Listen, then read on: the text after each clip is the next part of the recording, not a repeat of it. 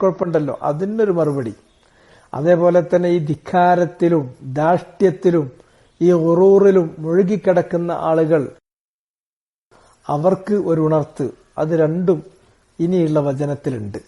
ആ വചനത്തിൽ നിന്ന് അത് വായിച്ചു കഴിയുമ്പോൾ നിങ്ങൾക്ക് മനസ്സിലാക്കിയെടുക്കാൻ പറ്റും. എന്താണ് ഈ വചനത്തിൽ അള്ളാഹു പറയുന്നത്?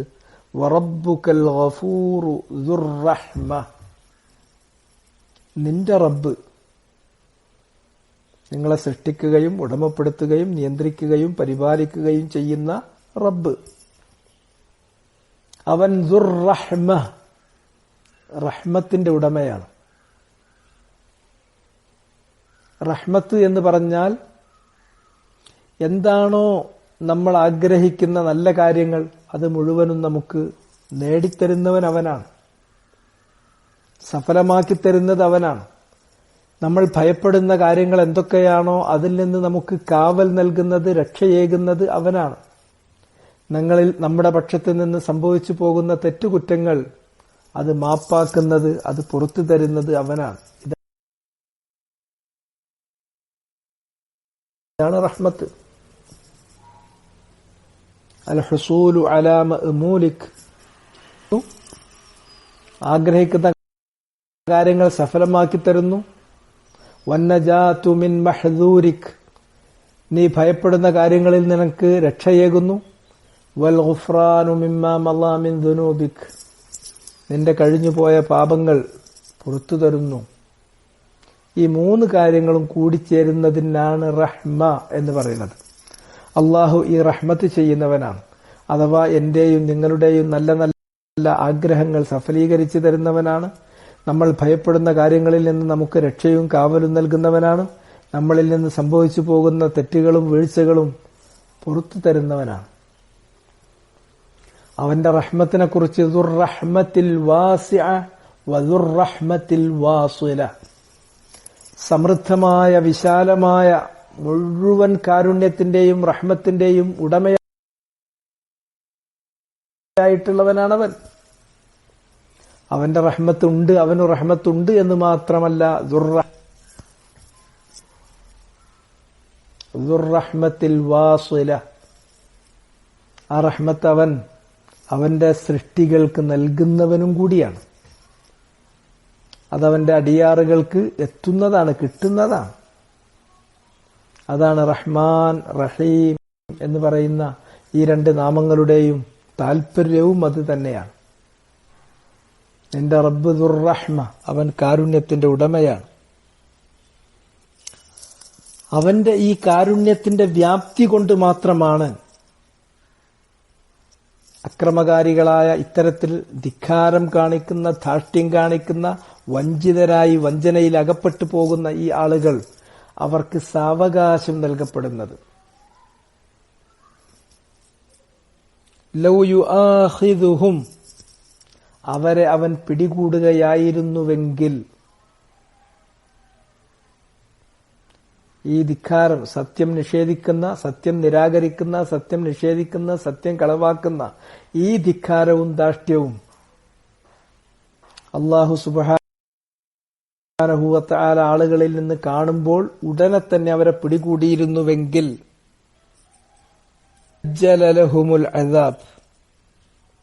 ലഅജ്ജല ലഹുമുൽ അദാബ്, അവർക്ക് ഉടനെ തന്നെ അല്ലാഹു ശിക്ഷ നൽകുമായിരുന്നു. അല്ലാഹു അവരെ പിടികൂടാൻ തീരുമാനിച്ചിരുന്നുവെങ്കിൽ ഉടനെ തന്നെ അവരെ പിടികൂടണം, ശിക്ഷിക്കണം എന്ന് അല്ലാഹു വെച്ചിരുന്നുവെങ്കിൽ ശിക്ഷ നീട്ടിവെക്കുമായിരുന്നില്ല. മറിച്ച് ഉടനെ അവരെ പിടികൂടാൻ അല്ലാഹുക്ക് കഴിയുക തന്നെ ചെയ്യുമായിരുന്നു. മറിച്ച് ബല്ലഹും മൗഇദ്, മറിച്ച് അല്ലാഹുക്കൊരു തീരുമാനമുണ്ട്. അവന്റെ കാരുണ്യത്തിന്റെ താല്പര്യം എന്ന നിലക്ക് അവൻ കൈകൊണ്ടിരിക്കുന്ന ഒരു തീരുമാനമുണ്ട്. ആ തീരുമാനം ലഹും മൗഇദ്, അവർക്ക് അവരെ ശിക്ഷിക്കുന്നതിന്, അവരെ പിടികൂടുന്നതിന് ഒരു നിശ്ചിത സമയം അല്ലാഹു വെച്ചിട്ടുണ്ട്.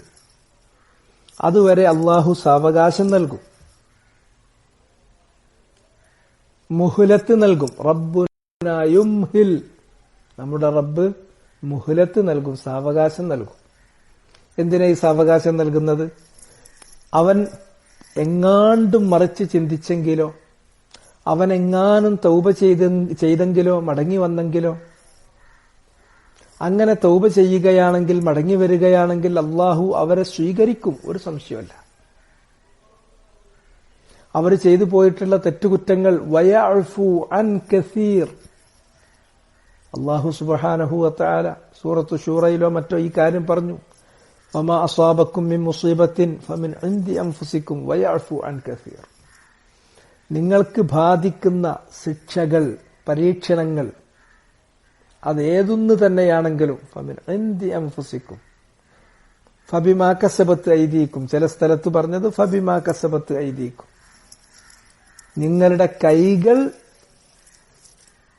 വരുത്തിവെച്ച വിന അത് കാരണത്താലാണ്. നിങ്ങളുടെ കൈകൾ സമ്പാദിച്ച, നിങ്ങളുടെ കൈകൾ ചെയ്തു വെച്ച കാര്യങ്ങൾ കൊണ്ട് തന്നെയാണ്, നിങ്ങൾ ചെയ്ത അനർത്ഥമാണ് നിങ്ങൾക്ക് ഈ ശിക്ഷ അല്ലെങ്കിൽ ഈ പരീക്ഷണം ബാധിക്കാനുള്ള കാരണം.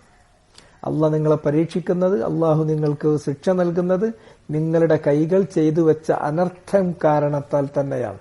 വയഅഫു അൻ കസീർ. അള്ളാഹു ഒന്നിലധികം സ്ഥലങ്ങളിൽ അള്ളാഹിന്റെ ഈ നിലപാടിനെ കുറിച്ച് വ്യക്താക്കിയിട്ടുണ്ട്.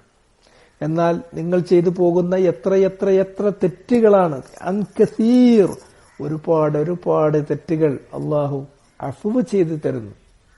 ഒരുപാട് സയ്യാത്തുകൾ അവൻ മായ്ച്ചു തരുന്നു, അഫ്വ് ചെയ്തു തരുന്നു. ഒരുപാട് വീഴ്ചകൾ, ഒരുപാട് തെറ്റുകൾ അവൻ മായ്ച്ച് പുറത്തു തരുന്നു. നിങ്ങൾ തെറ്റ് ചെയ്യുമ്പോൾ ഉടനെ തന്നെ അവന് നിങ്ങളെ പിടികൂടണമെന്ന് ഉദ്ദേശമുണ്ടായിരുന്നുവെങ്കിൽ, തീരുമാനമുണ്ടായിരുന്നുവെങ്കിൽ അതിനൊരു തടസ്സമല്ല, അവൻ നിങ്ങളെ പിടികൂടും. പക്ഷെ അവന്റെ കാരുണ്യത്തിന്റെ താല്പര്യം എന്ന നിലക്ക് അവൻ നിങ്ങളെ ഉടനെ പിടികൂടുന്നില്ല. ഒരുപാട് കാര്യങ്ങൾ വിട്ടുവീഴ്ച ചെയ്തു തരികയും നിങ്ങൾ ചെയ്യുന്ന തെറ്റുകളിൽ നിന്ന് നിങ്ങൾ എങ്ങാണ്ടും മടങ്ങിയെങ്കിലോ എന്നതിനു വേണ്ടി നിങ്ങൾക്ക് മുഹ്ലത്ത് നൽകുന്നു, സാവകാശം നൽകുന്നു. അള്ളാഹു അവന്റെ ഹുജ്ജത്ത് പൂർത്തീകരിക്കാനും അവന്റെ കാരുണ്യത്തിന്റെ താല്പര്യം, അത് അവന്റെ കാരുണ്യത്തിന്റെ മാനിഫെസ്റ്റേഷൻ, അതിന്റെ പ്രകടനം, അത് അവന്റെ സൃഷ്ടികളിൽ വെളിവാക്കാനും വേണ്ടിയിട്ടാണ് ഇങ്ങനെ ചെയ്യുന്നത്. നോക്കൂ, നിങ്ങൾ ഫിർഔനിന്റെ കാര്യം എടുത്തു നോക്കൂ. ധിക്കാരികളിൽ ധിക്കാരിയാണ്, അവിശ്വാസികളിൽ അവിശ്വാസിയാണ്. പക്ഷെ എന്നിട്ടും അള്ളാന്റെ കാരുണ്യത്തിന്റെ ആഴം, ആ കാരുണ്യത്തിന്റെ പരപ്പ് അത് മനസ്സിലാക്കാൻ വേണ്ടി ഞാൻ പറയാണ്. അവനൊരിക്കലും മടങ്ങാൻ പോകുന്നില്ല എന്ന് അള്ളാന്റെ ഇൽമിലുണ്ട്. എന്നിട്ട് മൂസ അലൈഹിസ്സലാമിനെ അങ്ങോട്ട് പറഞ്ഞയക്കുന്നു. ഇദ്ഹബ് ഇലാ ഫിർഔൻ, ഫിർഔന്റെ അടുക്കലേക്ക് നീ പോവുക. അള്ളാഹു പറയുന്നത് ലഅല്ലഹു യതദക്കറു ഔ യഖ്ശ, അവനെങ്ങാണ്ടും ഈ ഉത്ബോധനം, ഈ റിമൈൻഡർ സ്വീകരിക്കുകയും എന്നിട്ട് അള്ളാഹുവിനെ ഭയപ്പെടുകയും ചെയ്തെങ്കിലോ. ചെയ്യില്ല എന്നത് അള്ളാഹ്ക്ക് അറിയാത്തത് കൊണ്ടല്ല, പക്ഷെ അവന്റെ ഹുജ്ജത്ത്, അവന്റെ ന്യായം അവൻ പൂർത്തീകരിക്കുകയാണ്. മടങ്ങി വരുമെങ്കിൽ മടങ്ങി വരാൻ അവസാന നിമിഷം വരെ അള്ളാഹു അവന് സാവകാശം കൊടുക്കുന്നു. മടങ്ങി വരാൻ വേണ്ടി അവന് നിരന്തരം ദൃഷ്ടാന്തങ്ങൾ കാണിച്ചു കൊടുക്കുന്നു. ഒരു ദൂതനെ തന്നെ, ഉലുൽ അസ്മിൽപ്പെട്ട ഒരു പ്രവാചകൻ കലീമുല്ലാഹി മൂസ അലൈഹിസ്സലാമിനെയും തന്റെ സഹോദരൻ ഹാറൂനിനെയും നേർക്കുനേരെ അവരിലേക്ക് അയക്കുന്നു. ഫിർഔനിന്റെ മുന്നിൽ ചെന്ന് നേർക്കുനേരെ കാര്യങ്ങൾ വെട്ടിത്തുറന്നു പറയുന്നു. എന്നിട്ടെങ്കിലും അവന്റെ അല്ലഹു യതദക്കറു ഔ യഖ്ശ, മൂസാ നബി നടത്തുന്ന ഈ ഉണർത്തൽ അത് ഫലിച്ചെങ്കിലോ, അവൻ അള്ളാനെ ഭയപ്പെട്ടെങ്കിലോ. ഇത് അള്ളാന്റെ കാരുണ്യത്തിന്റെ മാനിഫെസ്റ്റേഷനാണ്. ഇത് അള്ളാന്റെ നടപടിക്രമങ്ങളുടെ പൂർത്തീകരണമാണ്. ഇത് അല്ലാഹു സുബ്ഹാനഹു വ തആലയുടെ നടപടിക്രമങ്ങളുടെ പൂർത്തീകരണമാണ്, അവന്റെ കാരുണ്യത്തിന്റെ പ്രകടനമാണ്. ഇനി ആർക്കും ഒന്നും പറയാനില്ലല്ലോ. ഫിർഔനിനോട് പോലും അള്ളാഹു എന്തെങ്കിലും അനീതി ചെയ്തു എന്ന് പറയാൻ കഴിയില്ലല്ലോ. ഹുജ്ജത്ത് പൂർത്തീകരിച്ചു, അള്ളാഹു അവന്റെ ന്യായം പൂർത്തീകരിച്ചു. എന്നിട്ട് പറഞ്ഞു, അള്ളാഹ് ഉദ്ദേശിച്ചിരുന്നുവെങ്കിൽ മനുഷ്യര് അവരുടെ കൈകൾ കൊണ്ട് അധ്വാനിച്ചുണ്ടാക്കിയതിന്റെ പേരിൽ ഉടനെ തന്നെ അവരെ പിടികൂടുമായിരുന്നു. പക്ഷേ ഉടനെ തന്നെ ശിക്ഷ ധൃതിയിൽ കൊടുക്കുമായിരുന്നു. പക്ഷെ അള്ളാഹു ബല്ലഹും മൗഇദ്, അവർക്ക് അള്ളാഹു ഒരു മൗഇദ് വെച്ചു കൊടുത്തിട്ടുണ്ട്. ഒരു അപ്പോയിന്റഡ് ടൈം, ഒരു നിശ്ചിതമായ സമയം വെച്ചു കൊടുത്തിട്ടുണ്ട്. അതുവരെ അവർക്ക് മടങ്ങാൻ വേണ്ടി, തൗബ ചെയ്യാൻ വേണ്ടി, ഇനാബത്ത് മടങ്ങി വരാൻ വേണ്ടി, ഇസ്തിഗ്ഫാർ നടത്താൻ വേണ്ടി, മടങ്ങാൻ വേണ്ടി, അവർ ഭയപ്പെടാൻ വേണ്ടിയിട്ട് അതിന് ചാൻസ് കൊടുത്തുകൊണ്ടിരിക്കും. ലൻ യജിദൂ മിൻ ദൂനിഹി മൗഇല. അങ്ങനെ ആ സമയം വരെ അള്ളാഹു സാവകാശം കൊടുത്തിട്ട് അതുവരെ അവർ വിശ്വസിച്ചില്ല എങ്കിൽ പിന്നെ ലൻ യജിദൂ മിൻ ദൂനിഹി മൗഇല,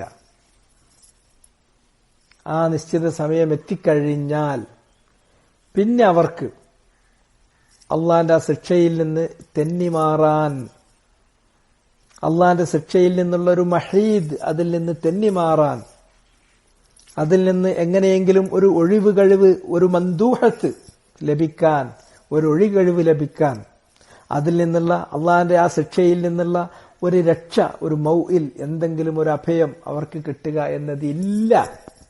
അള്ളാഹ് പിടിച്ചാ പിടിച്ചു, പക്ഷെ അവസാനമേ പിടികൂടും.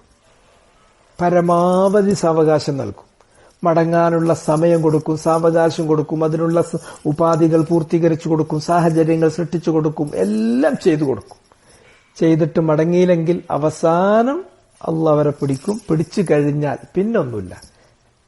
പിന്നെ ലൻ യജിദു, അവർക്കൊരിക്കലും കണ്ടെത്താൻ കഴിയില്ല, മിൻ ദൂനിഹി, അതിനു പുറമെ, അതിനെ കൂടാതെ, മൗഇലൻ, എന്തെങ്കിലും ഒന്ന്, അതിൽ നിന്ന് ഉള്ള ഒരു രക്ഷാകേന്ദ്രം, ആ ശിക്ഷയിൽ നിന്ന് ഒഴിവായിട്ട് രക്ഷപ്പെടാനുള്ള ഒരു വഴി പിന്നെ അവർക്ക് കിട്ടൂല. അവരതിൽ പെട്ടത് തന്നെ. ഇങ്ങനെയാണ് അള്ളാഹു പൂർവിക സമുദായങ്ങളിൽപ്പെട്ട ഒരുപാട് സമുദായങ്ങളെ അള്ളാഹു ശിക്ഷിക്കണ്ടായത്. വതിൽക്കൽ ഖുറ, ആ അധിവാസ കേന്ദ്രങ്ങൾ, ഭൂമിയുടെ വടക്കും തെക്കും നിങ്ങൾ യാത്ര ചെയ്യുക, കിഴക്കും പടിഞ്ഞാറും നിങ്ങൾ യാത്ര ചെയ്യുക. സീറൂ ഫിൽ അർദ്, തലങ്ങും വിലങ്ങും നിങ്ങൾ ഭൂമിയിലൂടെ യാത്ര പോകൂ. ഇത് അള്ളാഹു ഒരു വെല്ലുവിളിയായിട്ട് നടത്തുകയാണ്. നിങ്ങൾ യാത്ര പോകൂന്ന് പറഞ്ഞാണ്ട് ഒരു ടൂറിന് ടിക്കറ്റ് എടുത്തു കൊടുക്കാന്നൊന്നും ആരും വിചാരിക്കണ്ട കേട്ടോ. നിങ്ങളൊന്ന് പോയി നോക്ക്, നിങ്ങൾക്ക് കാണാം. അത് പോയി നോക്ക്, കാണാന്നുള്ളതൊരു ഭീഷണിയാണ്, ഒരു വെല്ലുവിളിയാണ്. സുമ്മൻദുറു കൈഫ കാന ആഖിബത്തുൽ മുകദ്ദിബീൻ, കളവാക്കിയിട്ടുള്ള സത്യവുമായി വന്ന അംബിയാ മുർസലീങ്ങളെയും കളവാക്കിയവരുടെ പരിണിതി എങ്ങനെയുണ്ടായിരുന്നു എന്നിട്ടൊന്ന് പോയി കണ്ടു നോക്ക്. അങ്ങനെ നിങ്ങൾ തലങ്ങും വിലങ്ങും എവിടെ പോയാലും അള്ളാഹു നശിപ്പിച്ചിട്ടുള്ള ഒരുപാട് അധിവാസ കേന്ദ്രങ്ങൾ, ഖറിയത്തു ഖുറ, മനുഷ്യര് ഒരുമിച്ച് താമസിച്ചിരുന്ന അധിവാസ കേന്ദ്രത്തിനാണ് ഖറിയത്തുൻ, അതിന്റെ ബഹുവചനമാണ് ഖുറ, പട്ടണം, അധിവാസ കേന്ദ്രം എന്നൊക്കെ പറയുന്നത്. വതിൽക്കൽ ഖുറ, ആ അധിവാസ കേന്ദ്രങ്ങൾ, എത്രയെത്ര അധിവാസ കേന്ദ്രങ്ങൾ. അഹ്ലക്നാഹും, അവരെ നാം നശിപ്പിച്ചത്, ലമ്മാ ളലമു, അവരിപ്രകാരം ളുൽമ് ചെയ്തപ്പോഴാ, അക്രമത്തിന് മുതിർന്നപ്പോഴാ, ധിക്കാരം കാണിച്ചപ്പോഴാ, ധാർഷ്ട്യം അതിന്റെ പാരമ്യതയിലെത്തിയപ്പോഴാ, അപ്പോ അവരെ നാം പിടികൂടി നശിപ്പിച്ചു. ലമ്മാ ളലമു വജഅൽനാ ലിമഹ്ലികിഹിം മൗഇദ, അവരെ നശിപ്പിച്ചതിന് അല്ലാഹു നാം ഒരു നിശ്ചിതമായ സമയം അത് നിശ്ചയിച്ചിട്ടുണ്ട്. അവരെ തക്ദീബ് നടത്തി ഉടനെ പിടികൂടി ശിക്ഷിക്കൊന്നുമില്ല. അല്ലാഹു സുബ്ഹാനഹു വ തആലാന്റെ സുന്നത്ത്, അവന്റെ നടപടിക്രമം, അവന്റെ സൃഷ്ടികളിൽ അവന്റെ നടപടിക്രമം ഉടനെ ധൃതിയിൽ ശിക്ഷ കൊടുക്കുക എന്നുള്ളതല്ല. വേണമെങ്കിൽ അജ്ജല ലഹുമുൽ അദാബ്, അള്ളാഹു കരുതിയിരുന്നുവെങ്കിൽ ധൃതിയിൽ ഉടനെ തന്നെ അവരെ ശിക്ഷിക്കാം. പക്ഷെ അള്ളാന്റെ റഹ്മത്ത്, അതിന്റെ താല്പര്യം അവർക്ക് സാവകാശം നൽകുക, തൗബക്കും ഇനാബത്തിനും മടങ്ങിവരാൻ, തൗബ ചെയ്യാൻ അവർക്ക് സാവകാശം കൊടുക്കുക, മടങ്ങിവരാനുള്ള എല്ലാ അന്തരീക്ഷവും സൃഷ്ടിക്കുക, അവരെ ആ തെറ്റിൽ നിന്ന് മടക്കി വിളിക്കുവാനുള്ള ദൂതന്മാരെ നിയോഗിച്ചയച്ചു കൊടുക്കുക. അങ്ങനെ എല്ലാം അവസാനത്തെ വഴിയും വഴി വരെ പോയിട്ട് അവസാനത്തെ മാർഗം വരെ നോക്കിയിട്ടും അവർ വരുന്നില്ലെങ്കിൽ പിന്നെ അള്ളാഹു ലാസ്റ്റില് ഒടുവിൽ അവരെ പിടിക്കും. അങ്ങനെ പിടിക്കാൻ അള്ളാഹ് അവർക്കൊക്കെ ഒരു നിശ്ചിതമായ സമയം വെച്ചുകൊടുത്തു. ആ സമയം വരെയും അവർ ധിക്കരിച്ചു, അവർ മടങ്ങിയില്ല, അവർ സത്യത്തെ നിഷേധിച്ചു, സത്യത്തെ നിരാകരിച്ചു, സത്യത്തെ കളവാക്കി. അപ്പോൾ അള്ളാഹു അവരെ പിടികൂടി. ഇതാണ് നമുക്ക് കാണാൻ സാധിക്കുന്നത്. ഇനി അത് കഴിഞ്ഞിട്ട് ഇതിടയ്ക്ക് നമ്മളിങ്ങനെ പറഞ്ഞു വരുന്നതാണ്. അതിനു മുമ്പ് നമ്മളോടൊരു കാര്യം പറഞ്ഞിട്ടുണ്ട്. ഖുർആനില് വലഖദ് സർറഫ്നാ ഫീ ഹാദൽ ഖുർആനി ലിന്നാസി മിൻ കുല്ലി മസൽ. ഖുർആനെ സംബന്ധിച്ച് പറയാനൊരു സാഹചര്യം ഉണ്ടായി. ആ സാഹചര്യത്തിൽ ഖുർആനിൽ എന്താണുള്ളത്, അതിന്റെ ഉള്ളടക്കത്തെക്കുറിച്ചിട്ട് എല്ലാ കാര്യത്തെക്കുറിച്ചുമുള്ള ദൃഷ്ടാന്തങ്ങൾ ഇതിലുണ്ട് എന്ന് പറഞ്ഞു. ഇതൊക്കെ ഉണ്ടായിട്ടും ഇത് സ്വീകരിക്കാൻ മനുഷ്യൻ മനസ്സുവെക്കുന്നില്ലല്ലോ എന്നത് ഇടക്ക് പറഞ്ഞു. എന്നിട്ട് ഖുർആനിൽ എല്ലാ തരത്തിലുള്ള ഉപമകളുണ്ട് എന്ന് പറഞ്ഞ ഖുർആനിലുള്ള ഉപമകളിലെ ഏറ്റവും രസകരമായൊരു ഉപമ എന്ന് പറഞ്ഞുകൊണ്ട് ഒരു ദൃഷ്ടാന്തം അള്ളാഹു നമുക്ക് വിവരിച്ചു തരികയാണ്. ഖുർആനിൽ ഏറ്റവും അധികം ആവർത്തിച്ചിട്ടുള്ള ഒരു പ്രവാചക ചരിതം അത് കരീമുല്ലാഹി മൂസ അലൈഹിസ്സലാമിന്റേതാണ്. പ്രവാചകന്മാരുടെ എതിരാളികളെ സംബന്ധിച്ച് ഒരുപാട് എതിരാളികളെ സംബന്ധിച്ച് പരാമർശിക്കപ്പെട്ടിട്ടുണ്ട്. അതിലേറ്റവും അധികം ആവർത്തിക്കപ്പെട്ടിട്ടുള്ള ഒരു പ്രവാചക എതിരാളി ഫറോവയാണ്, ഫിർഔനാണ്. മൂസ അലൈഹിസ്സലാം അദ്ദേഹത്തിന്റെ ചരിത്രം വളരെ മനോഹരമായി ഒരുപാട് അധ്യായങ്ങളിൽ അള്ളാഹു വർണ്ണിച്ചു തന്നിട്ടുണ്ട്.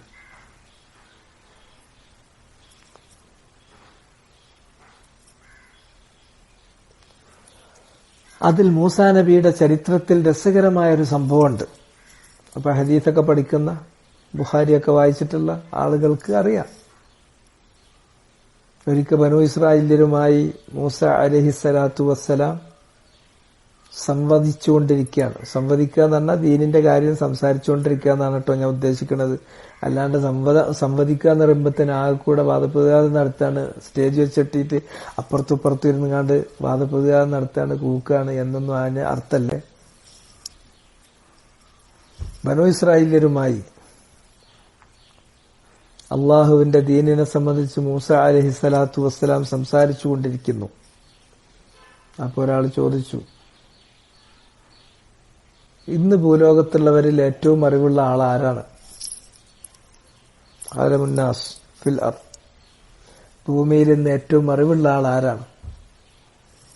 അപ്പൊ മൂസ അലൈഹിസ്സലാത്തു വസ്സലാം നബിയാണ്, റസൂലാണ്, കലീമാണ്, ഉലുൽ അസ്മിൽപ്പെട്ടിട്ടുള്ള ആളാണ്. വേറൊരാൾ അക്കാലത്ത് അതേ പാതിരിയുള്ളതായിട്ട് അദ്ദേഹത്തിന് അറിയില്ല. അതുകൊണ്ട് അദ്ദേഹം ഞാനാണ് എന്ന കാര്യം പറഞ്ഞു. അപ്പൊ അല്ലാഹു സുബ്ഹാനഹു വ തആല അങ്ങനെ ഇൽമിന്റെ കാര്യത്തില് പൂർണ്ണതയോ അല്ലെങ്കിൽ ഏറ്റവും എന്ന് സൂപ്പർലേറ്റീവ് ഡിഗ്രി വെച്ചിട്ടൊന്നും പറയണ്ട. ഇൽമിന്റെ വിഷയം വരുമ്പോ ആര് തന്നെയാണെങ്കിലും, നബിമാര് പോലും തവാദുഅ, വിനയത്തിന്റെ നിലപാട് സ്വീകരിക്കേണ്ടതും ഇൽമിനെ തഫ്വീദ് ചെയ്യേണ്ടതുമാണ്. അമ്പിയാക്കന്മാർക്ക് പോലുമുള്ള അദബാണത്. നിങ്ങളെടുത്തു നോക്കൂ, നബിയുന മുഹമ്മദ് സ്വല്ലല്ലാഹു അലൈഹി വആലിഹി വസഹ്ബിഹി വസല്ലം എത്ര സന്ദർഭങ്ങളിൽ റസൂലുള്ളാഹിനോട് പലരും പലതും ചോദിക്കുമ്പോൾ അവിടുന്ന് പറയുന്ന ഉത്തരം ലാ അദ്രി, എനിക്കറിയില്ല. എല്ലാം അറിയുന്നവനായി മുഹമ്മദ് നബി സല്ലല്ലാഹു അലൈഹി വസല്ലമ അഭിനയിച്ചിട്ടില്ല.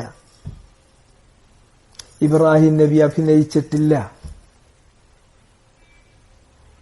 അവരൊക്കെ ഇൽമിന്റെ വിഷയം വരുമ്പോൾ അള്ളാഹു പറഞ്ഞത് അതേമാതിരി ഇങ്ങോട്ട് എത്തിച്ചു കൊടുക്കും.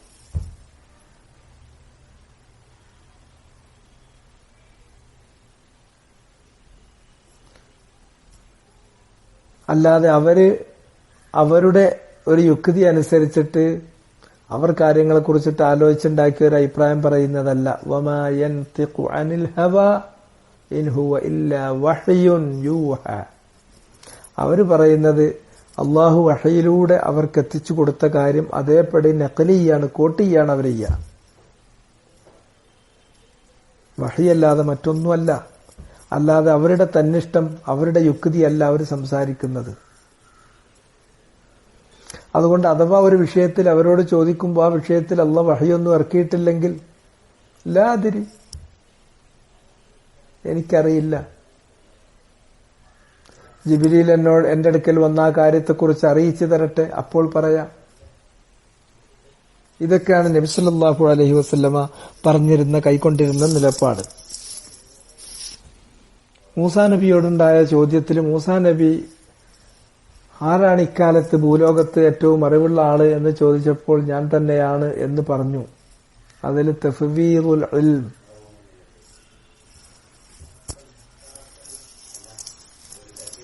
തഫ്വീദുൽ ഇൽം എന്ന് പറയുന്ന ഘടകം അത് പോയി. അദബ് ഒരു കുറവാണ്. നബിമാരാണെങ്കിൽ പോലും അതിൽ ഒരു അദബ് കുറവ്, അങ്ങനെ ചില കാര്യങ്ങളൊക്കെ ഉണ്ടാവും. അപ്പൊ അല്ലാഹു സുബ്ഹാനഹു വ തആല മൂസാ നബിയെ അറിയിച്ചു, അല്ല, താങ്കളെക്കാൾ ചില കാര്യങ്ങളിൽ താങ്കളെക്കാൾ അറിവ് നൽകപ്പെട്ട ഒരു അടിയാനുണ്ട്.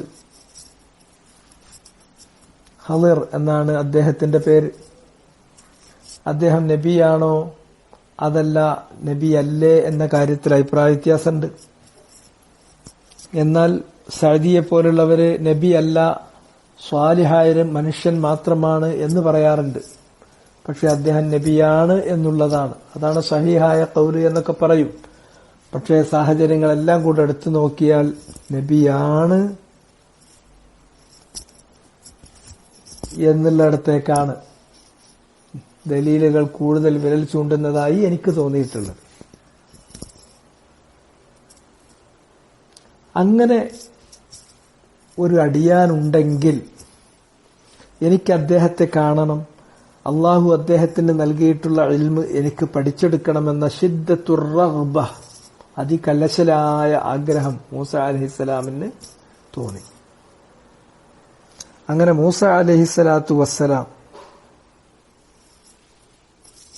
അള്ളാഹുവിന്റെ നിർദ്ദേശപ്രകാരം, അള്ളാഹുവിന്റെ അനുവാദപ്രകാരം ഖളിറിനെ കാണാൻ പോവുകയാണ്. ആ യാത്ര, ഖളിറിനെ കാണാനുള്ള യാത്ര, ഖളിറിനെ കണ്ടുമുട്ടൽ, പിന്നീട് ഖളിർ ഒന്നിച്ചുള്ള സഹവാസം, അത് ഖുർആനിൽ ഇങ്ങനെ പറഞ്ഞു പോകുന്നുണ്ട്. അതിന്റെ അപ്പുറം കുറെ കാര്യങ്ങൾ ഉണ്ടാവും. പക്ഷെ ചില കാര്യങ്ങൾ, അതിങ്ങനെ ഒരു ചരിത്രം, അതിലൊരുപാട് ഗുണപാഠങ്ങളുണ്ട്. ആ ഗുണപാഠങ്ങളിൽ ചിലത് അതത് സന്ദർഭങ്ങളിൽ അള്ളാഹു നമുക്ക് ഫത്ഹ് ചെയ്ത് തരുന്നത് നമുക്ക് പരിശോധിക്കാം. എന്നാൽ അതിന്റെ ഇപ്പുറത്തേക്കുള്ള കാര്യങ്ങളിലേക്ക് കൂടുതൽ നമ്മൾ പോകാൻ ഉദ്ദേശിക്കുന്നില്ല. ജസ്റ്റ് നമുക്കതങ്ങ് വായിച്ചു പോകാം. വഇദ് ഖാല മൂസ ലിഫതാഹു, മൂസ അലൈഹിസ്സലാം പറഞ്ഞ സന്ദർഭം അത് നീ ഓർക്കുക. അത് വളരെ ശ്രദ്ധേയമായൊരു സന്ദർഭമാണ്. ആരോടാണ് മൂസാ നബി പറയുന്നത്? കലീമുല്ലാഹി മൂസ അലൈഹിസ്സലാം പറയുന്നത് ലിഫതാഹു, തന്റെ ഭൃത്യനോടാണ്. ഫത്തൻ എന്ന് പറഞ്ഞാൽ യുവാവ് എന്നതിനൊരു അർത്ഥമുണ്ട്. സാധാരണ ഫത്ത എന്നുള്ളത് അടിമയെ അബദ് എന്ന് വിളിക്കരുത്, പകരം നിങ്ങൾ ഫതായ വ ഫതാത്തി എന്ന് പറയാനാണ് നബി സല്ലല്ലാഹു അലൈഹി വസല്ലം ഹദീസിലൂടെ പറഞ്ഞത്.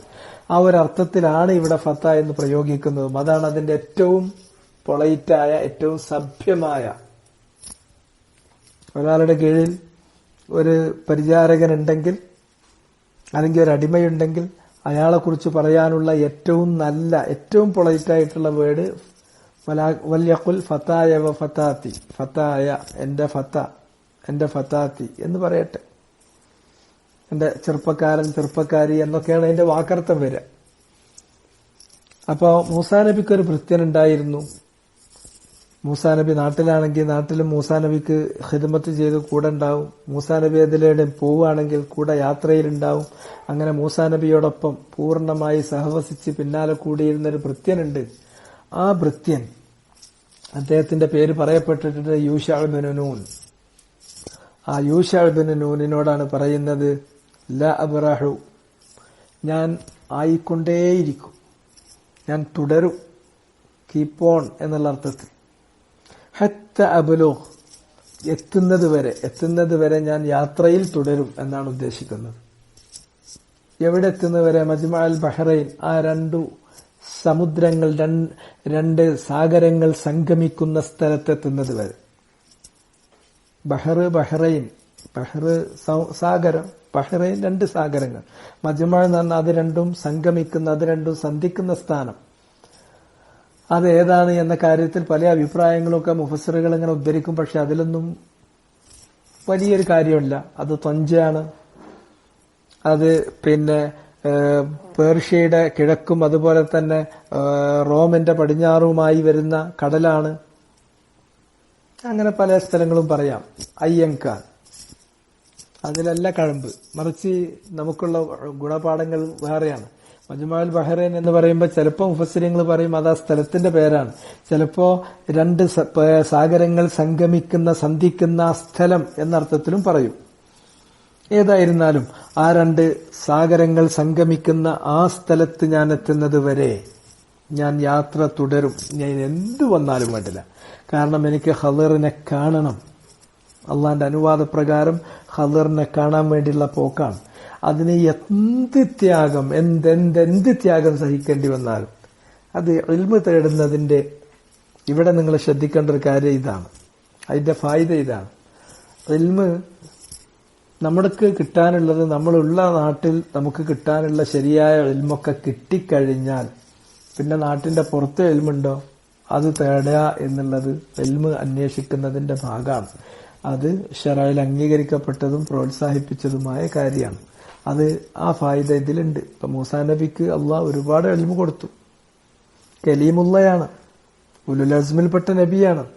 പക്ഷെ തന്റെ അടുക്കൽ ഇല്ലാത്ത ഇൽമ് ഖദറിന്റെ അടുക്കൽ ഉണ്ട് എന്ന് കേട്ടപ്പോൾ മൂസാ നബി ആ ഇൽമ് തേടാൻ വേണ്ടി അനധിവിദൂരം സഞ്ചരിക്കാൻ എന്തെന്തു പ്രയാസങ്ങൾ വേണമെങ്കിലും സഹിച്ചുകൊണ്ട് മുന്നോട്ട് പോകാൻ തയ്യാറാവുകയാണ്. അത് നമ്മൾ മനസ്സിലാക്കുക. لا أبرح حتى أبلغ مجمع البحرين أو أمضي حقبة, അല്ലെങ്കിൽ ഞാൻ അംലി കഴിച്ചുകൂട്ടും.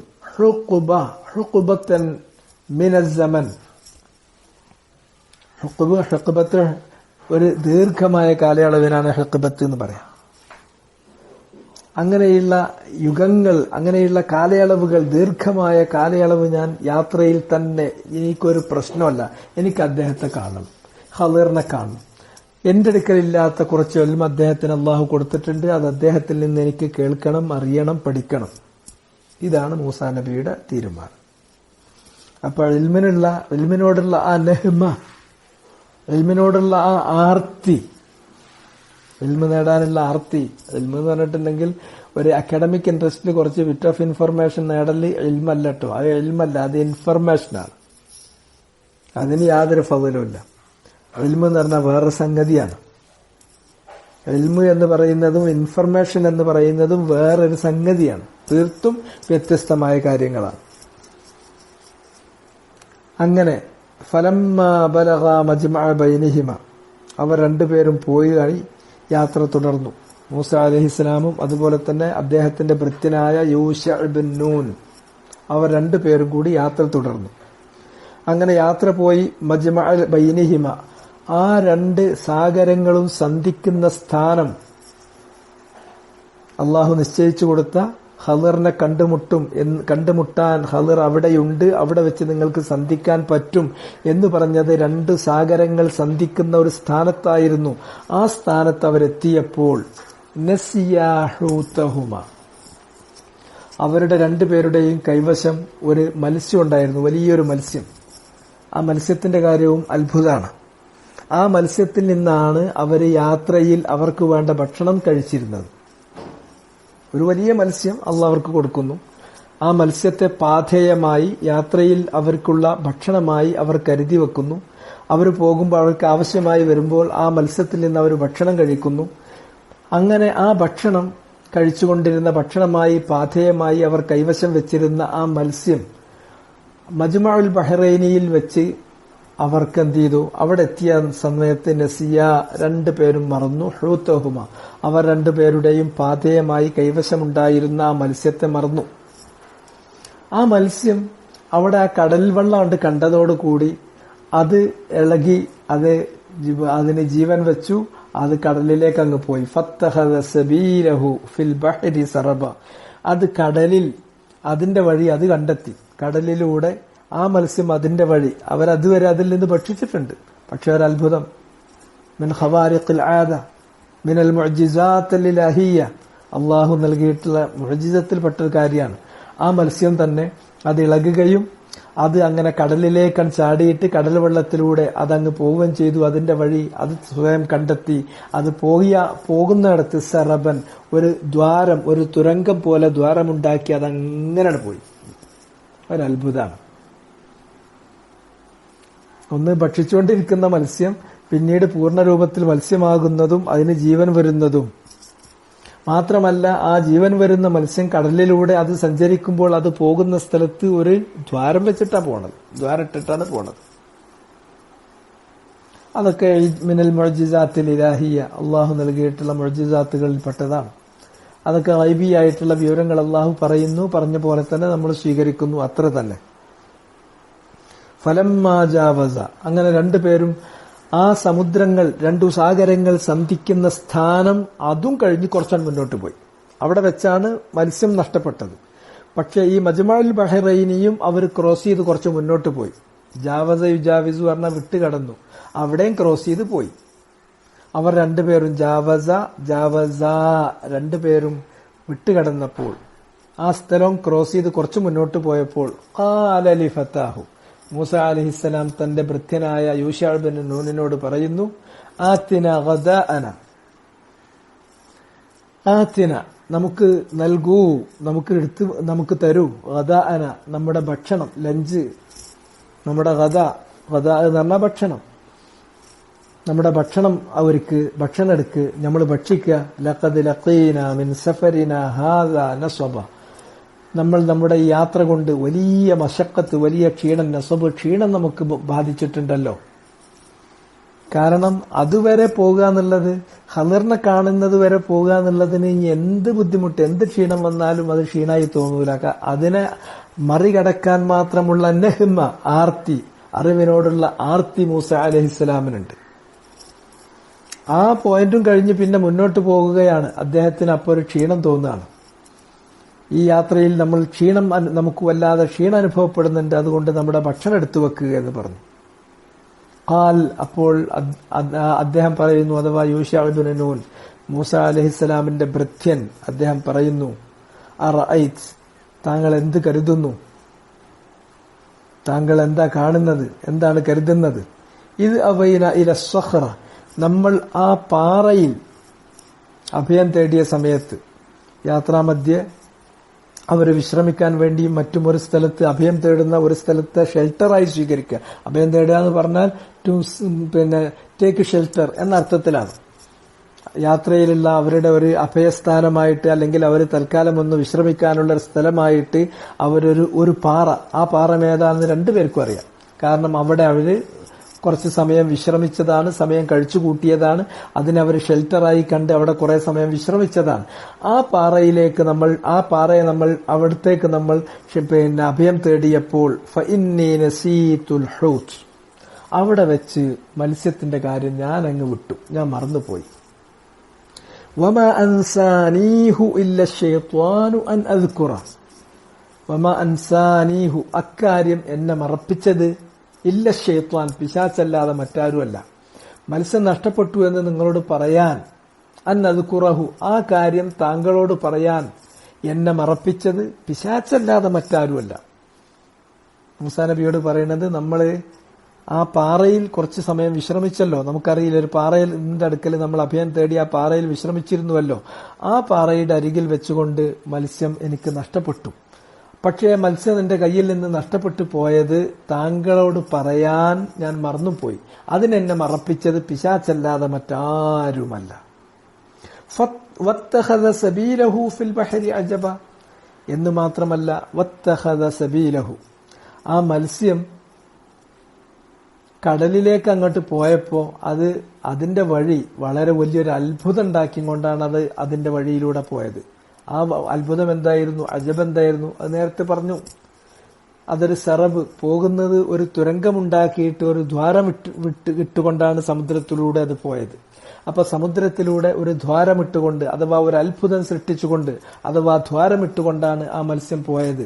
അക്കാര്യം അങ്ങയുടെ ശ്രദ്ധയിൽപ്പെടുത്തുന്നതിൽ നിന്ന് എന്നെ മറപ്പിച്ചു കളഞ്ഞത് ശൈത്താനല്ലാതെ മറ്റാരുമല്ല എന്ന് പറഞ്ഞു. അപ്പൊ ഇനി എന്ത് എന്നത് ഇൻഷാ അല്ലാഹ് നാളെ